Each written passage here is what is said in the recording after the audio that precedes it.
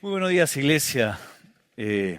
Vamos a continuar con nuestro estudio de la carta de 1 Corintios que Pablo le escribe a la Iglesia.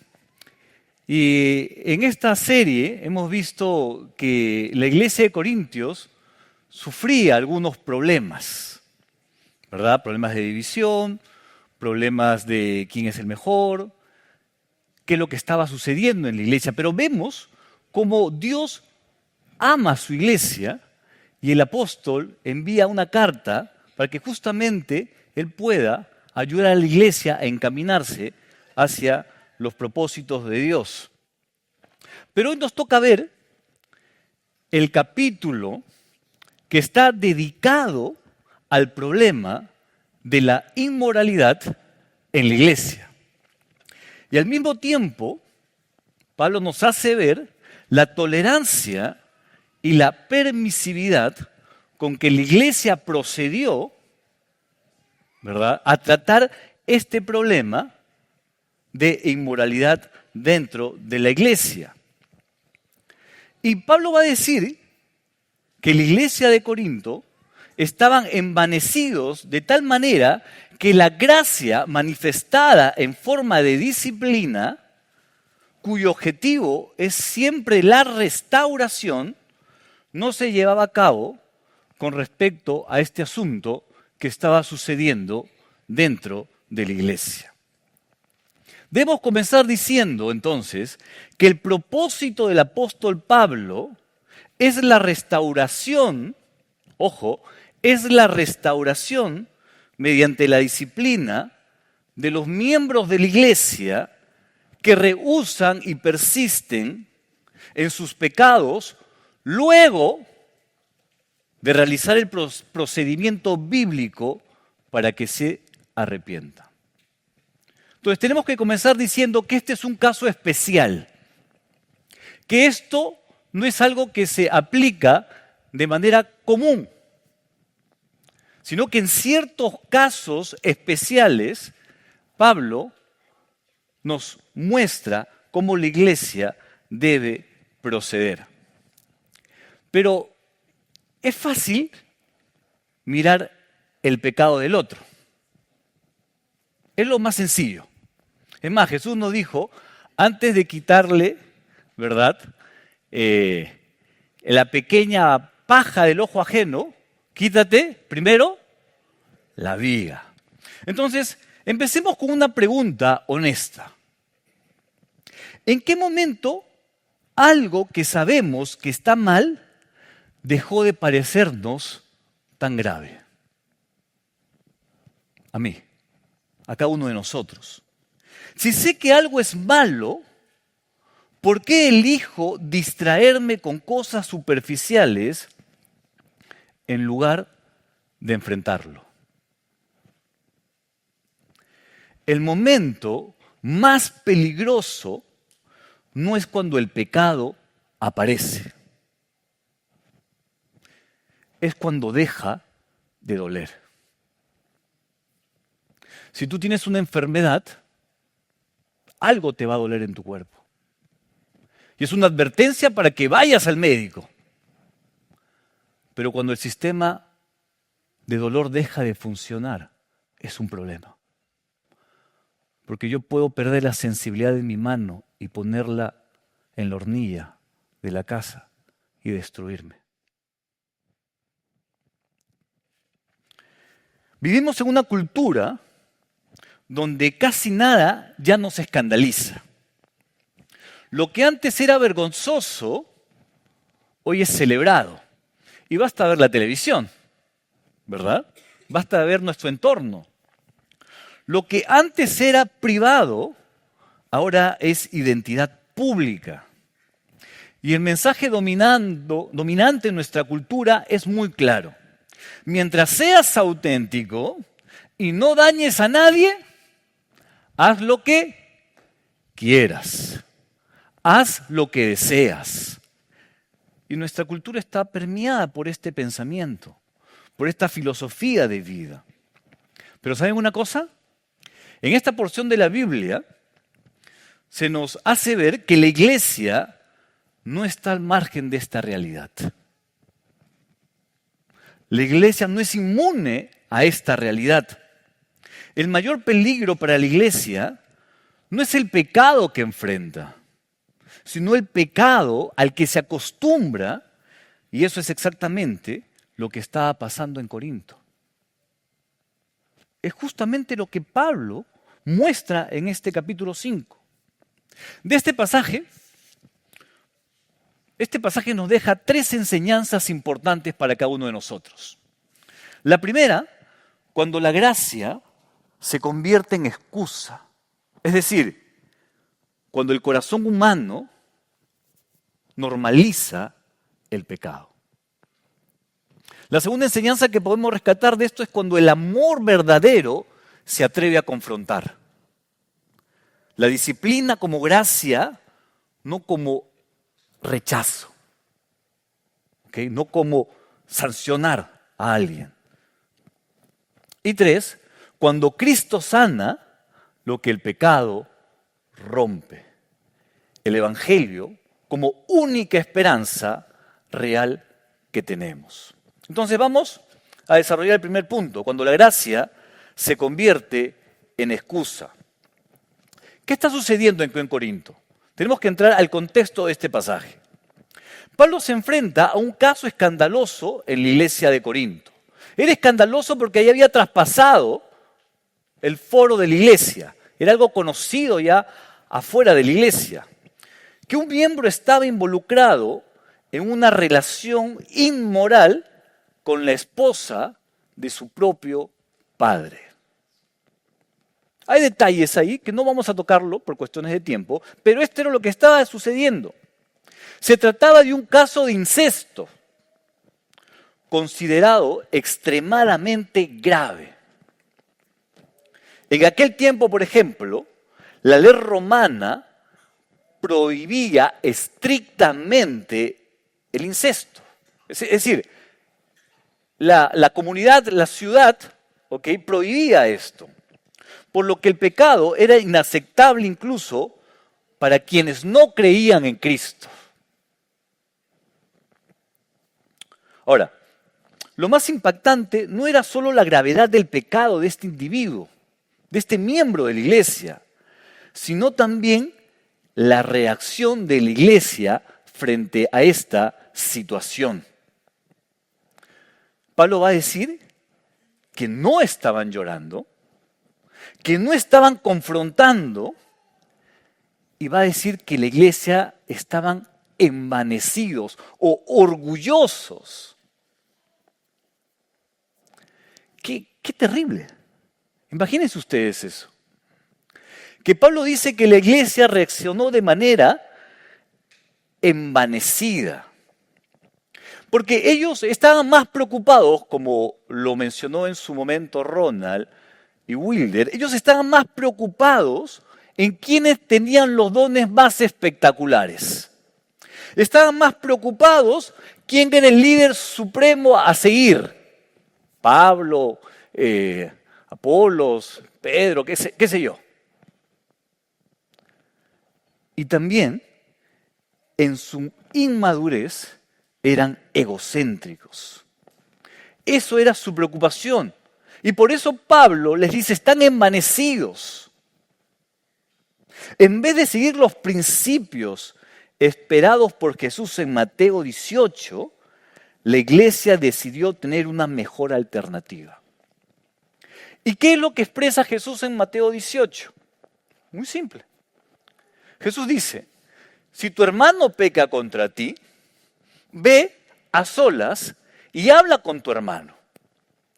Si te escucha, si se arrepiente, dice, has ganado a tu hermano y déjalo ahí. Ya no tienes por qué divulgarlo, que sí, que me peleó, que me hizo esto. No. La Biblia dice, déjalo ahí. Se acabó.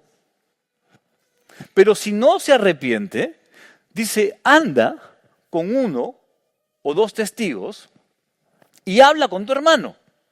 Si se arrepiente, perfecto, déjalo ahí, se acabó el asunto. Pero si no se arrepiente, ¿verdad? Dice, llama a la iglesia, Y si después de esa reunión, de ese llamado, no se arrepiente, entonces tenlo por gentil y publicano. Pero la iglesia estaba tan envanecida que estaba preocupada por otras cosas que por lo que Jesús había descrito allá en Mateo capítulo 18. Pero Pablo les dice en esta carta que al contrario, ellos debían estar lamentándose, deberían estar llorando por lo que está sucediendo en la iglesia.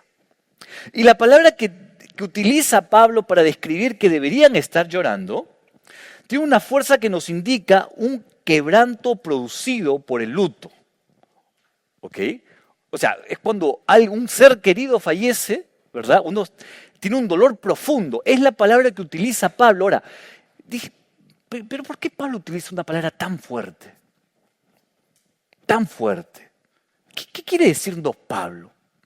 ¿Qué quiere decirme Pablo?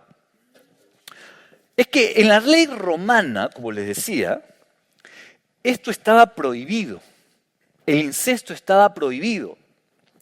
Y sus consecuencias legales iba desde una multa, pasaba por el destierro, hasta la ejecución, dependiendo de quién lo hacía. Evidentemente, si era un esclavo, quedaba ahí.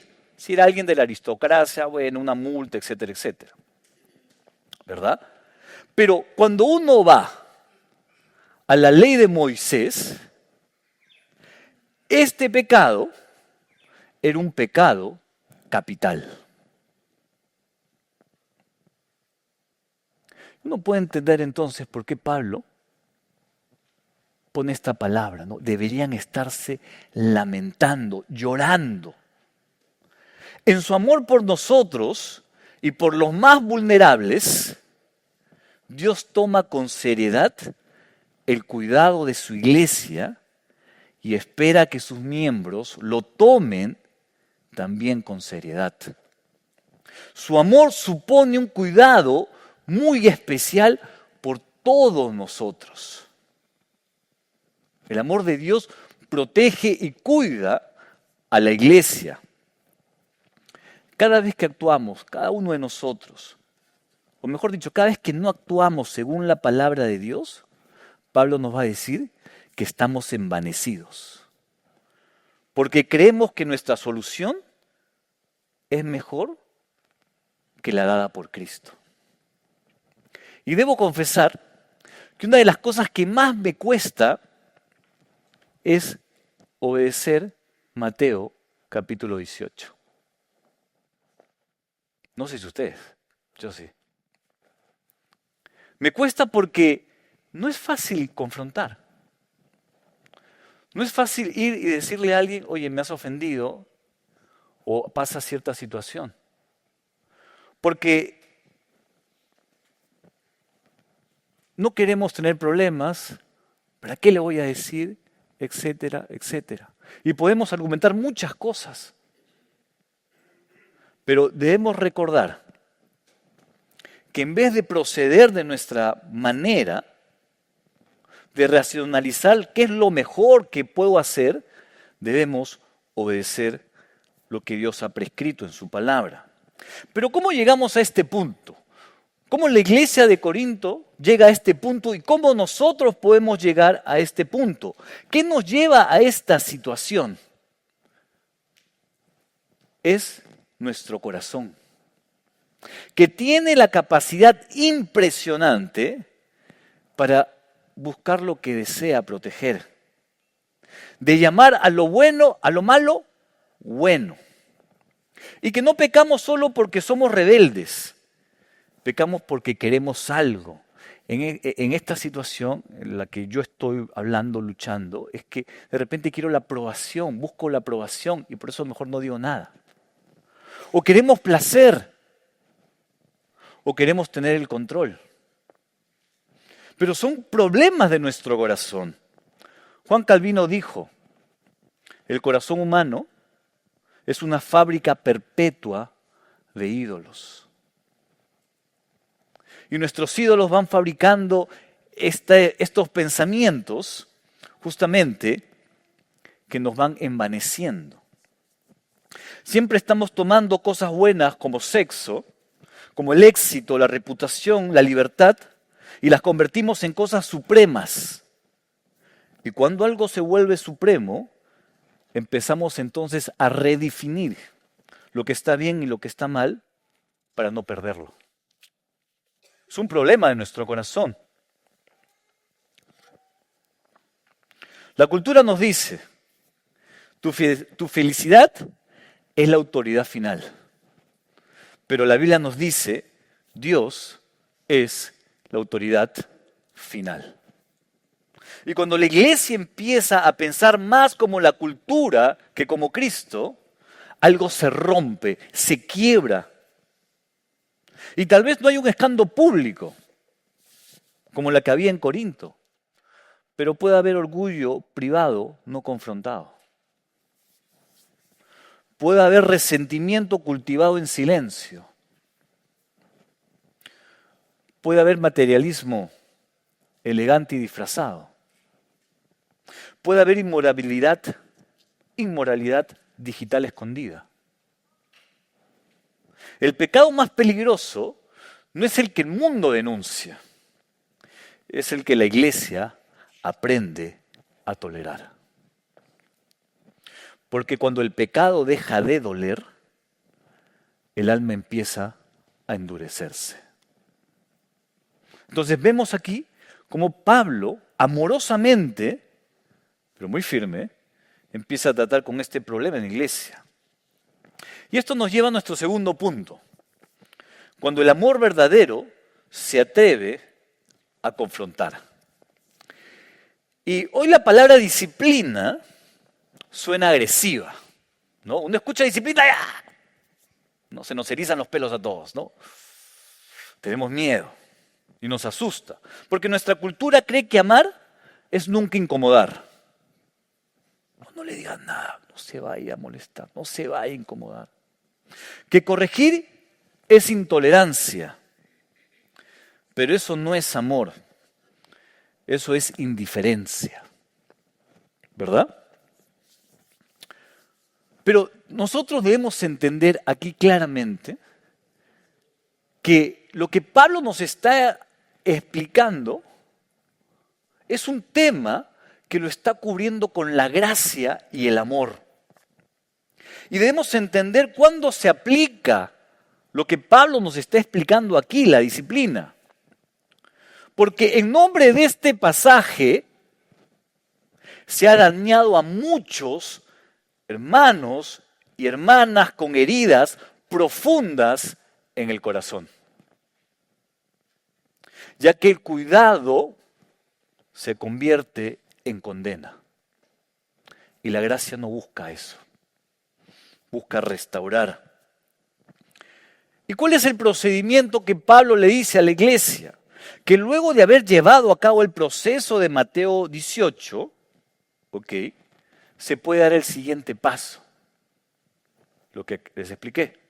Porque cuando ustedes leen el versículo que desde aquí se ha leído, Pablo dice, ya les escribí sobre esto.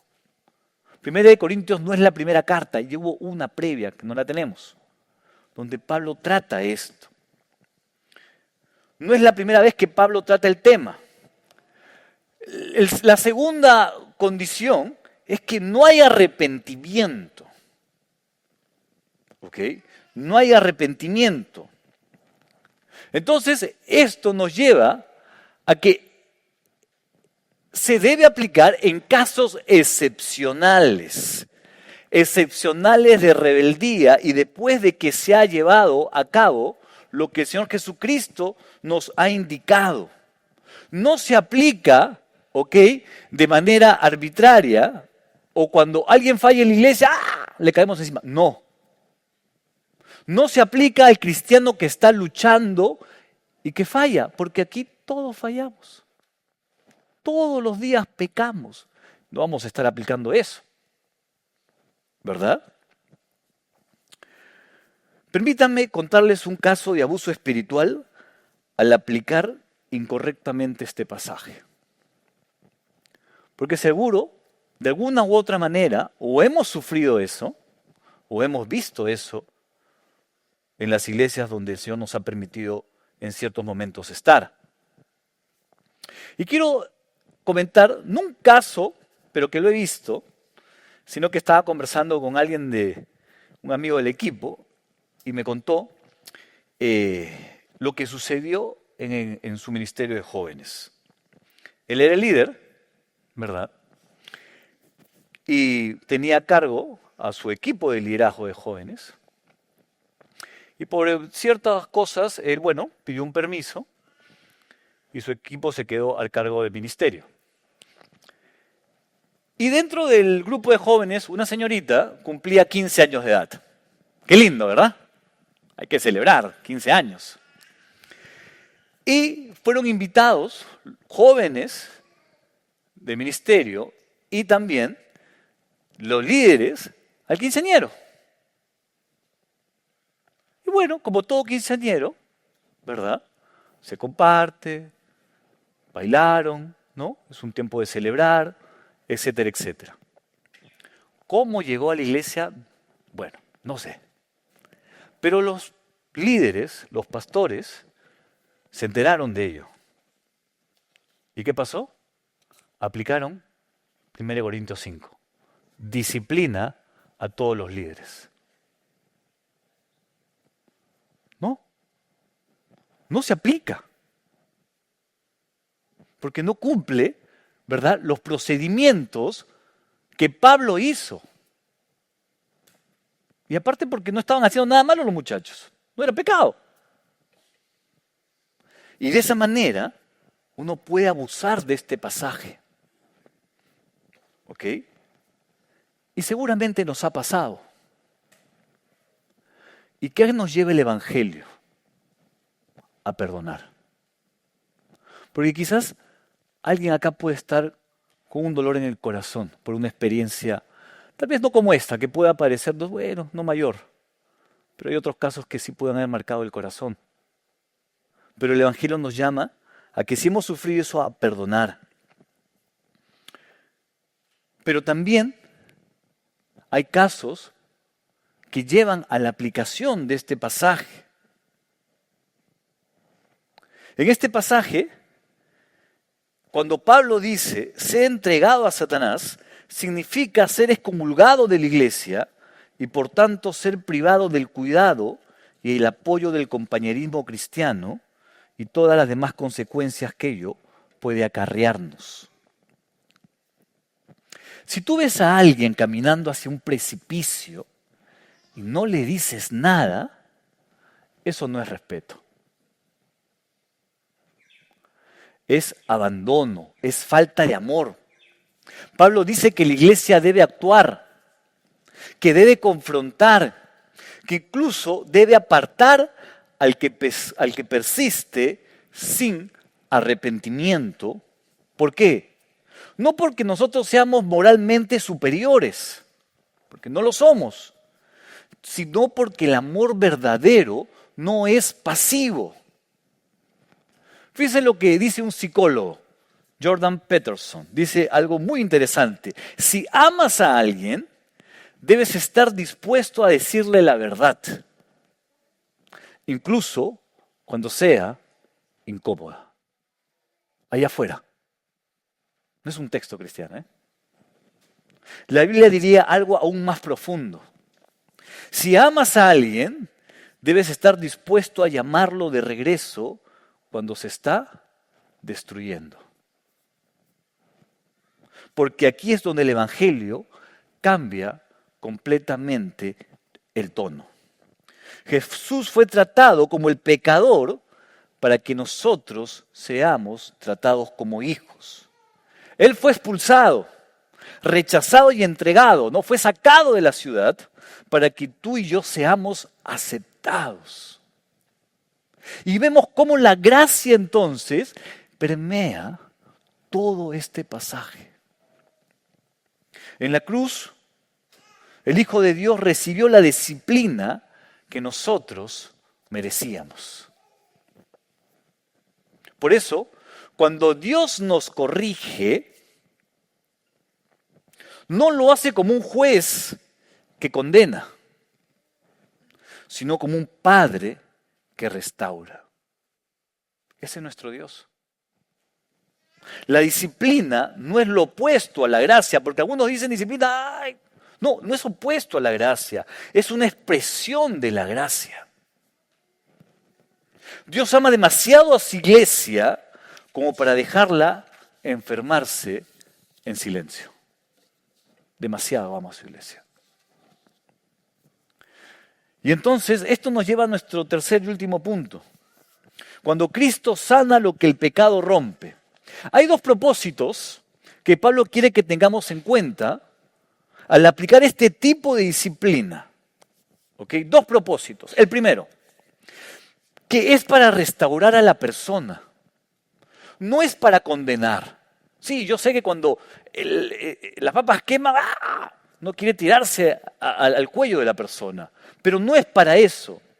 Porque el versículo va a decir, a fin de que su espíritu sea salvado en el día del Señor Jesús. Dios nos dice a todos, porque Dios al que ama, disciplina y azota a todo aquel que recibe por hijo. La disciplina del Señor está envuelta en una cobertura dura, pero llena de amor.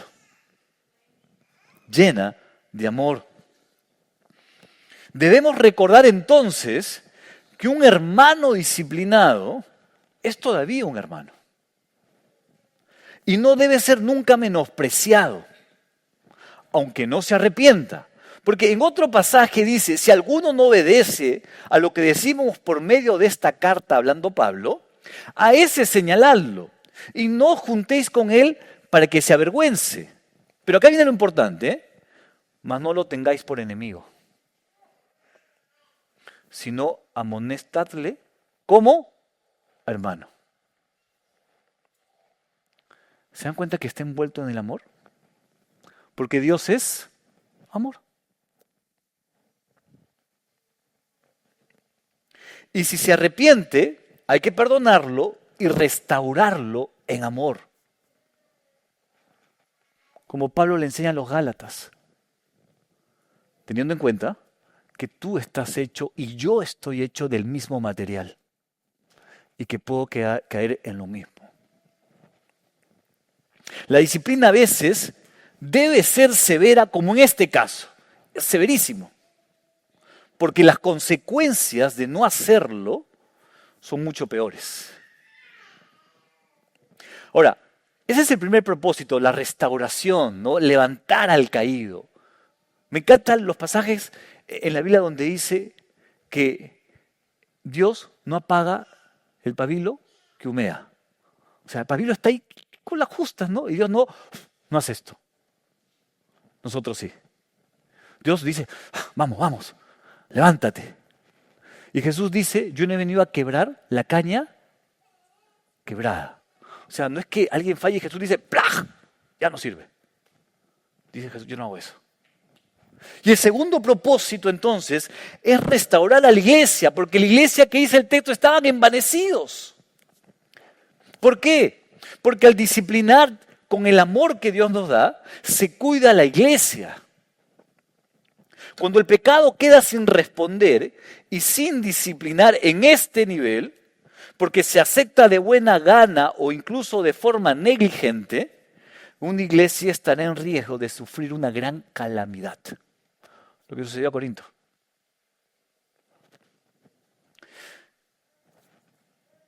Lo que sucede en nuestras casas. Si tenemos un cesto de frutas, ¿no? Lindas manzanas ahí, no sé, verdes, rojas, las que te gusten. Y tú ves que una empieza a podrirse. ¿Qué haces? Dices, las buenas van a ayudarla y no. ¿No? ¿Qué hacemos en casa? Sacamos la podrida y la dejamos afuera. Porque no queremos que se echen a perder todas nuestras manzanas de nuestro cesto. ¿Verdad? Al pecado, si se le da la oportunidad, invadirá toda la iglesia como hace la levadura con la masa de harina, como le explica Pablo acá. Porque la naturaleza del pecado es fermentar, corromper y extenderse.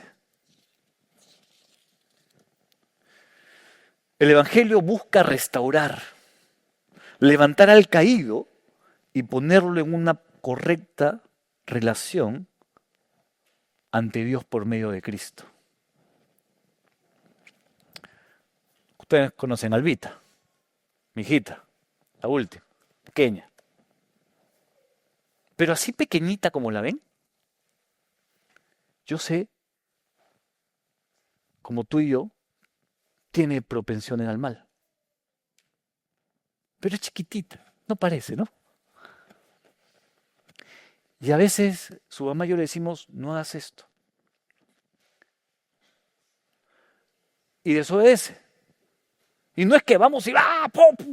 ¿Qué dijimos que no? No, le estamos corrigiendo. Pero hay veces en que lo hace, hijita, no hagas eso. Y lo vuelve a hacer. Hijita, no hagas... Ah, no, pues ya. Hay que disciplinarla. Porque yo sé que si no lo hago, se puede caer por las escaleras y puede terminar mal. Mi disciplina está llena de amor, porque quiero evitarle algún dolor terrible. Dios es igual. Perdón, Dios no es igual, es mejor. Porque nos ama. Y Él te está protegiendo de que te destruyas. El pecado siempre promete libertad, pero termina esclavizándonos. Promete identidad, pero terminamos vacíos. Promete placer, pero termina rompiendo relaciones. Y eso no es solo verdad para los creyentes. Porque sí, el pasaje está suscrito porque Pablo le está escribiendo a la iglesia. Pero el pecado es verdad para todos, miembros o no miembros de la iglesia. Si nos visitas por primera vez o vienes algunas semanas ya, este mensaje te puede parecer duro, pero piensa en esto. En toda comunidad, sea la que fuese, siempre hay reglas y límites. Siempre hay normas. Toda sociedad disciplina algo, por eso existen las leyes. Incluso nuestra cultura de hoy tolerante cancela a quienes cruzan ciertos límites. La pregunta es, o no es si habrá juicio. La pregunta es, ¿quién lo llevará? ¿Cristo o yo? La Biblia dice que fuera de Cristo estamos bajo juicio. Pero la buena noticia es que no termina ahí. Que Cristo vivió la vida que yo no puedo vivir. Que murió la muerte que yo merecía, que nosotros merecíamos, y que absorbió el juicio. Y que ha resucitado para ofrecernos algo totalmente radical. Perdón sin humillación. Restauración sin rechazo.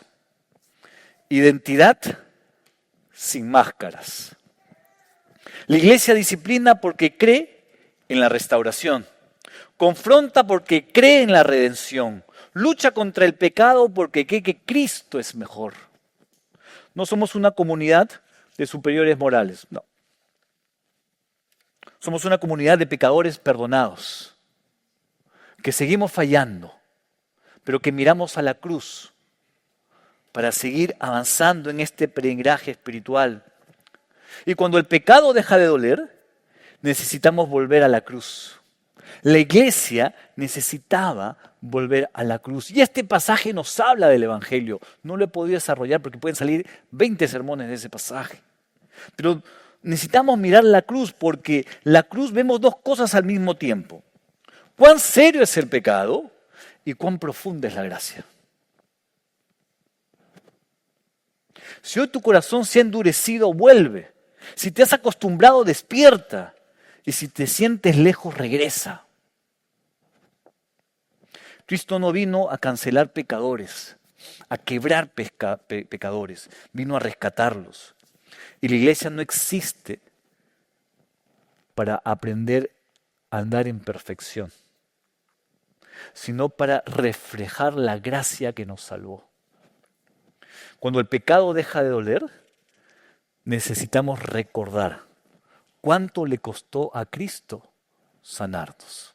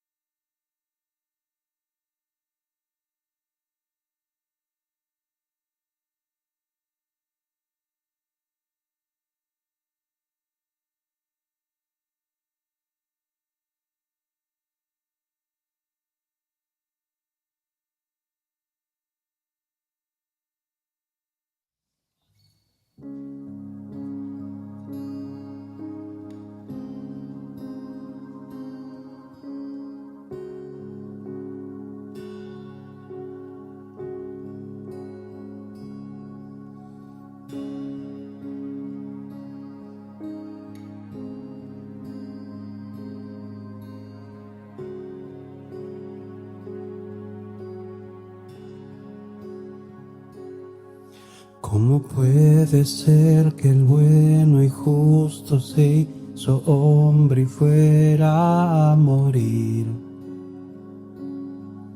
por el más vil pecador? Como siendo yo su enemigo, el sufrimiento en mi lugar tomó en aquella cruz y cargó mi maldad sobre él. Su rectitud por la fe mía es.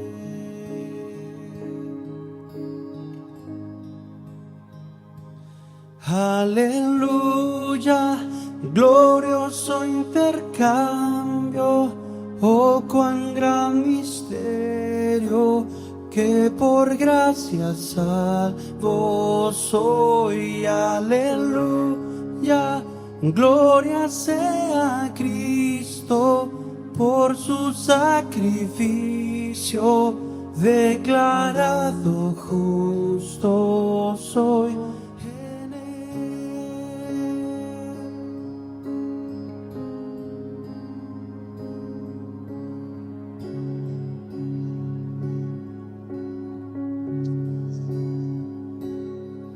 ¿Cómo es posible que en Jesús, como a su Hijo, Él me recibió? Y su nombre llevo hoy, su perfecta vida de obediencia al Padre, al yo creer, Él me otorgó y perdón me dio. Pues cargó mi maldad sobre él. Su rectitud por la fe mía es. ¿Cantamos juntos? Aleluya, glorioso intercambio, oh cuán gran misterio, que por gracia salvo soy. Aleluya, gloria sea a Cristo, por su sacrificio, declarado justo soy.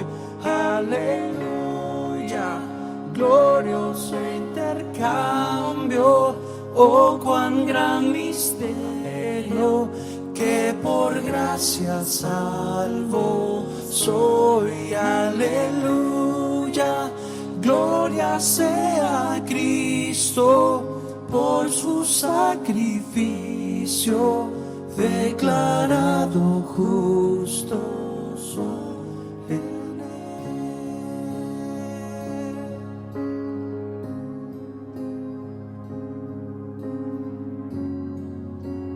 Declarado justo soy en él.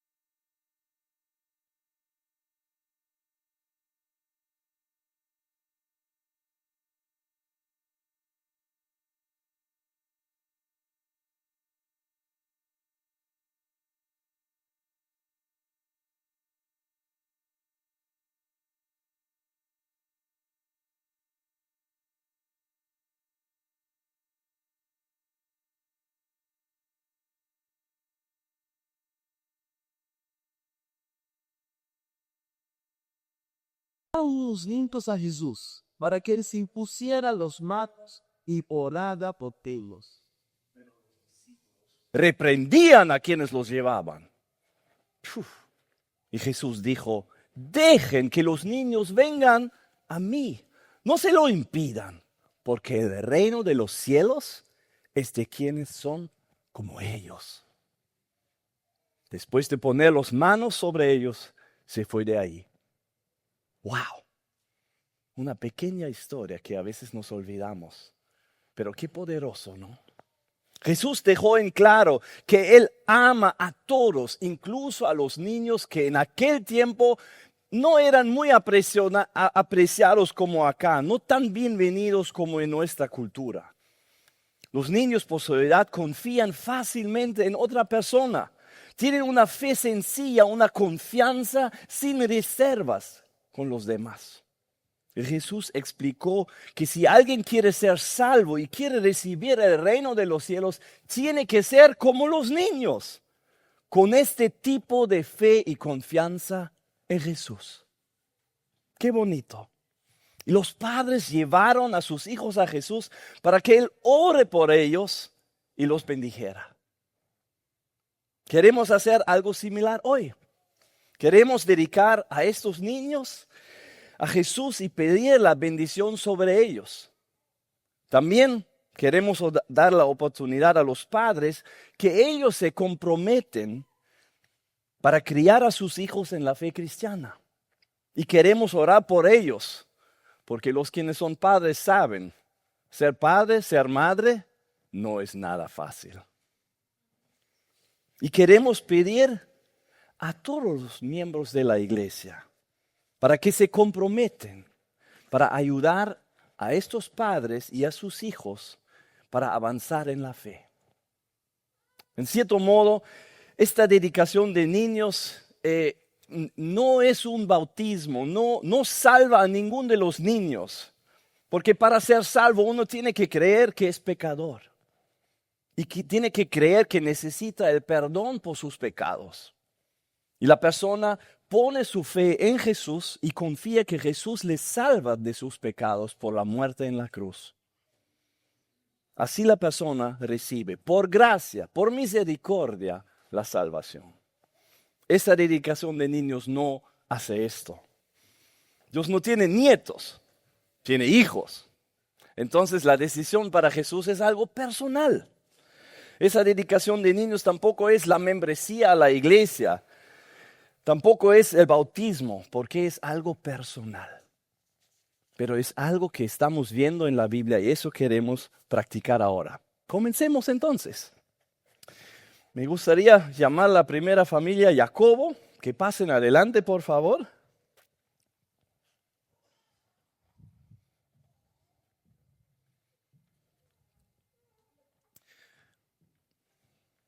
Con su hija, Micaela Jacobo Tori. ¿Qué tal?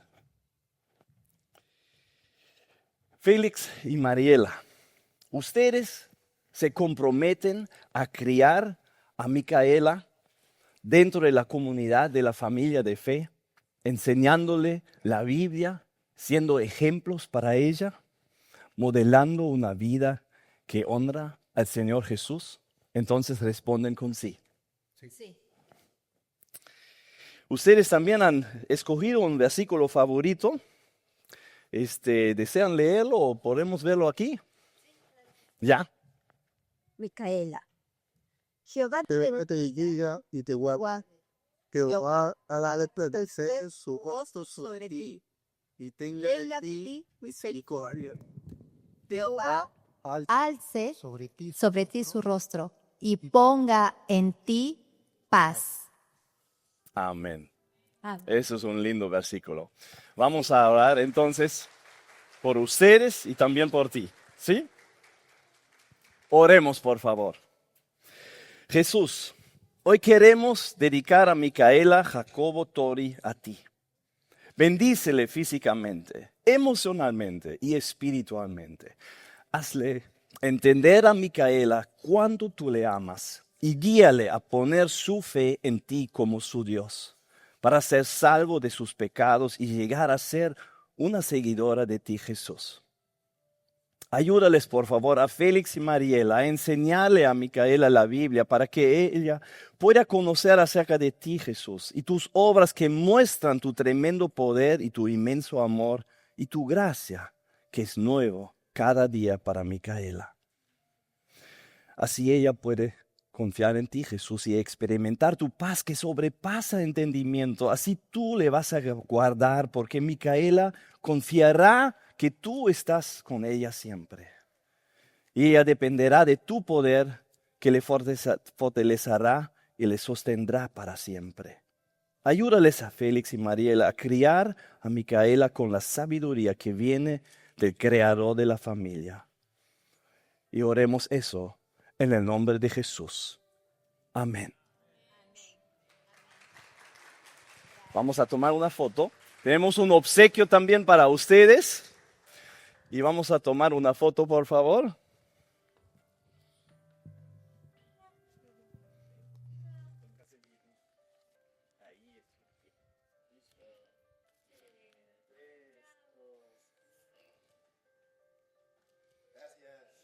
Bien. Tomen asiento un ratito, después les llamo. La familia Castro, por favor.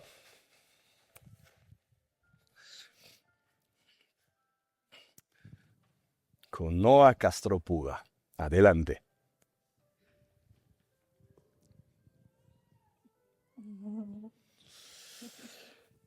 Cristian y Mireya, ustedes se comprometen a criar a Noah dentro de la comunidad de la familia de la iglesia, enseñándoles la Biblia y ser ejemplos para él, modelando una vida que honra al Señor Jesús. Entonces responden con sí. Sí. Tienen también un versículo favorito, ¿no es cierto? Sí. A ver, léenlo por favor.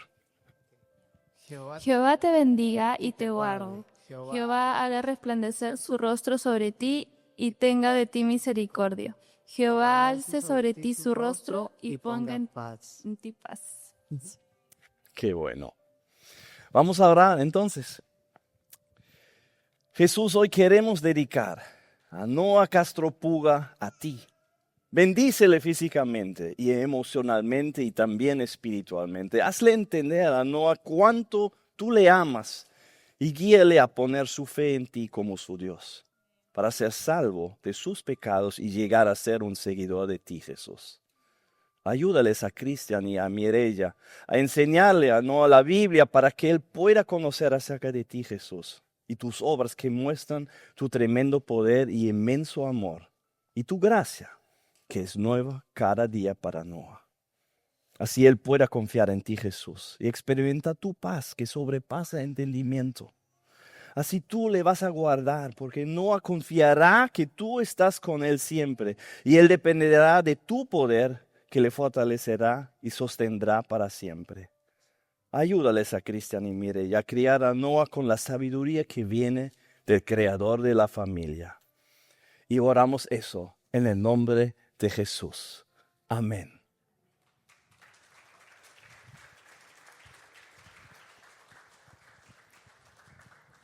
Vamos a tomar una foto.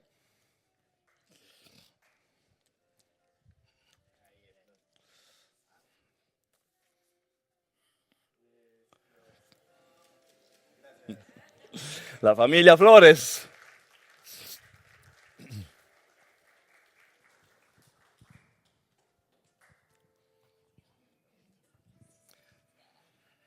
Con María Gracia Flores Ochoa. Pasen, pasen.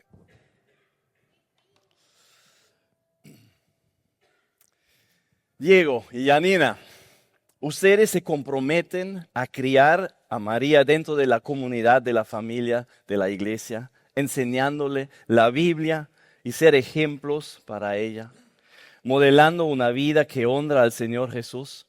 Entonces responden con sí. Sí. ¿Ustedes también han escogido un versículo favorito? Sí, yo lo voy a leer. Este versículo es para María Gracia.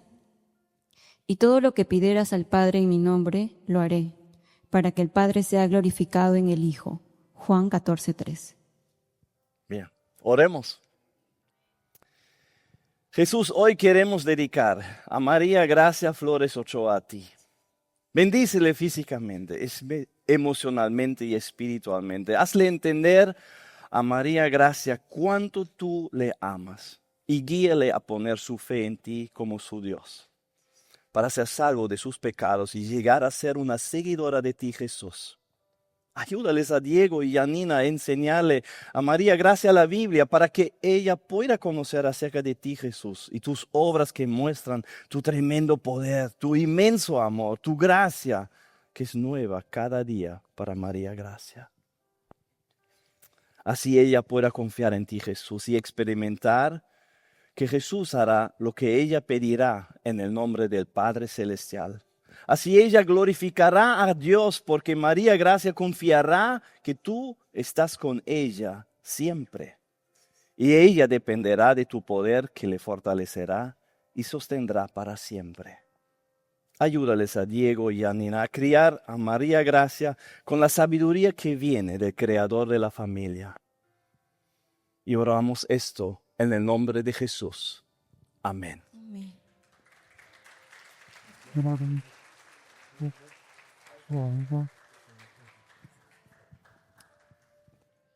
La familia Parra.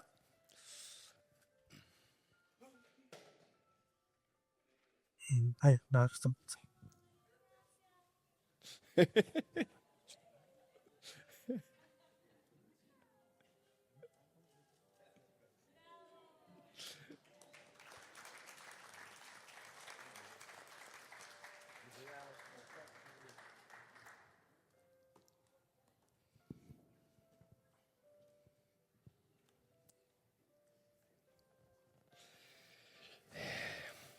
Eduardo y Mireya, ustedes se comprometen a criar a Camilo dentro de la comunidad de la familia cristiana de la fe, enseñándole la Biblia y ser ejemplos para ella, modelando una vida que honra al Señor Jesús. Entonces responden con sí. Sí, nos comprometemos. Ustedes han escogido a Salmo 119:11. Sí, es para Camilo. En mi corazón escondí tu palabra para no pecar contra ti. Salmo 119:11. Bien. Entonces, ¿vamos a orar? Ah, qué bueno. Jesús, hoy queremos dedicar a Camilo Eduardo Parra López a ti. Bendícele físicamente, emocionalmente y espiritualmente. Hazle entender a Camilo cuánto tú le amas y guíele a poner su fe en ti como su Dios para ser salvo de sus pecados y llegar a ser un seguidor de ti, Jesús. Ayúdales a Eduardo y Mireya a enseñarle a Camilo la Biblia para que él pueda conocer acerca de ti, Jesús, y tus obras que muestran tu tremendo poder y inmenso amor, y tu gracia, que es nueva para cada día para Camilo. Así él pueda confiar en ti, Jesús, y guardar tus dichos en su corazón para no pecar contra ti. Y tú con tu Espíritu Santo le vas a ayudar a hacerlo. Porque Camilo confiará que tú estás con él siempre y él dependerá de tu poder que le fortalecerá y sostendrá para siempre. Ayúdales a Eduardo y Mireya a criar a Camilo con la sabiduría que viene del Creador de la familia. Y oramos eso en el nombre de Jesús. Amén.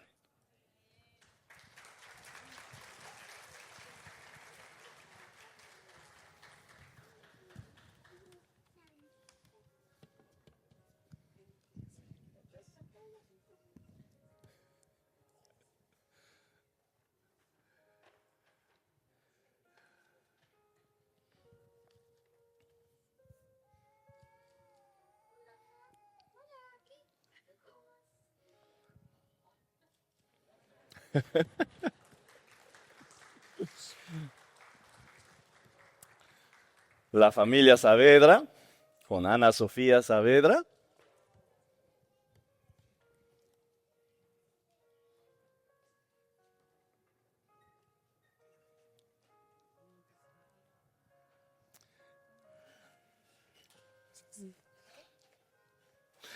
Santiago y Lucilia, ustedes se comprometen a criar a Ana dentro de la comunidad de la familia de la iglesia, enseñándole la Biblia y ser ejemplos para ella, modelando una vida que honra al Señor Jesús.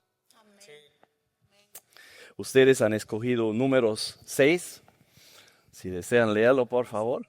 Para Ana Sofía, Jehová habló a Moisés diciendo, habla a Aarón y a sus hijos y diles, así bendeciréis a los hijos de Israel diciéndoles, Jehová te bendiga y te guarde, Jehová haga resplandecer su rostro sobre ti y tenga de ti misericordia, Jehová alce sobre ti su rostro y ponga en ti paz, y pondrán mi nombre sobre los hijos de Israel y yo los bendeciré. Amén. Oremos. Jesús, hoy queremos dedicar a Ana Sofía Saavedra a ti. Bendícele físicamente, emocionalmente y espiritualmente. Hazle entender a Ana Sofía cuánto tú le amas y guíale a poner su fe en ti como su Dios para ser salvo de sus pecados y llegar a ser una seguidora de ti, Jesús. Ayúdales a Santiago y Lucila a enseñarle a Ana Sofía la Biblia, para que ella pueda conocer acerca de ti, Jesús, y tus obras que muestran tu tremendo poder y tu inmenso amor y tu gracia, que es nueva cada día para Ana Sofía. Así ella pueda confiar en ti, Jesús, y experimentar tu paz que sobrepasa entendimiento. Así tú le vas a guiar, porque Ana Sofía confiará que tú estás con ella siempre.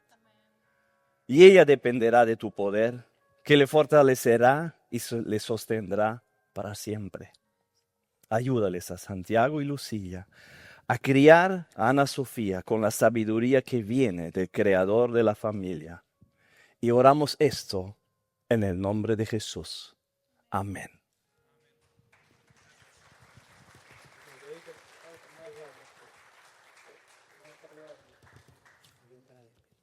¿Cómo? Yo no. Ya. Sí, yo voy a pedir a la iglesia solamente lleva eso, ya. Ahora les toca a ustedes. Y voy a pedir que ustedes todos vengan, nos paramos acá juntos, ya, al final también para la foto, pero ahora les toca a la iglesia hacer su compromiso de acompañar a estos padres en ese trabajo difícil, a criar a sus hijos y acompañar a los hijos en su crecimiento espiritual, en su avance hacia el Salvador. Entonces, ese es un compromiso que no es algo así nomás, sino es un compromiso de verdaderamente ocuparse de la familia de Dios. Lo somos por la sangre de Cristo que nos salvó de nuestros pecados. Por eso somos familia de Dios. Y por eso estos padres que han estado delante de ustedes también necesitan a nosotros como miembros de la iglesia IDC. Y estos niños nos necesitan para su crianza espiritual. Necesitan a nosotros acompañarles, animarles y orar por ellos. Iglesia IDC, ¿ustedes están dispuestos a hacer esto? Responden con sí. Gracias. Amén. Así sea, en el nombre del Padre y del Hijo y del Espíritu Santo. Tomemos una foto y después Will nos va a despedir.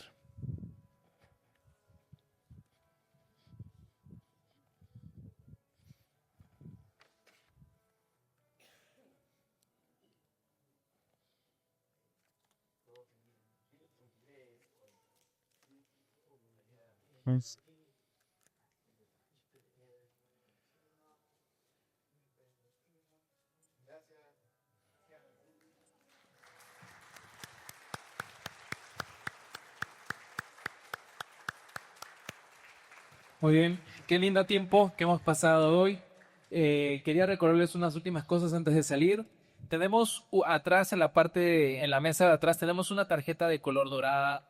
Si de repente hoy estás tomando una decisión de reconciliarte con Dios, o vas a escuchar el mensaje y dices, quiero saber más de Jesús, o quizás estás explorando la fe, nos gustaría hablar contigo, nos gustaría conectar contigo y puedes ahí dejar tu nombre, tu teléfono y En poco tiempo vamos a conectar para poder hablar sobre Cristo y sobre nuestra fe. Y antes de irnos quiero darles una bendición, así que nos ponemos de pie y rápidamente queremos irnos a casa con la palabra que Dios nos ha dado. Dicen así, quería decirles esto. Querida familia, que el Señor les recuerde que su identidad no está en sus fracasos, sino en la justicia perfecta de Cristo. Que cuando la disciplina revele nuestro pecado, veamos aún más claramente la profundidad de su amor. Y que la iglesia de la ciudad sea un lugar donde la verdad se diga con valentía y la gracia se ofrezca con abundancia, hasta que todos seamos formados a la imagen de Jesús. Vayan en paz. Dios los bendiga.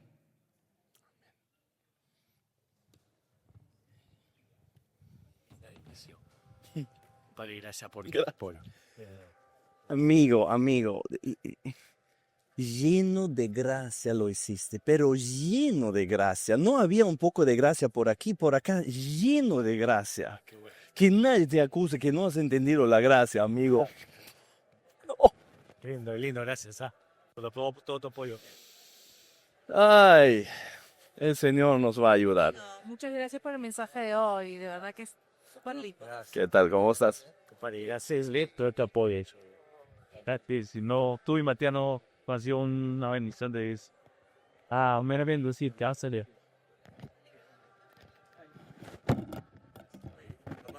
Será en día. Muy bien. Vemos.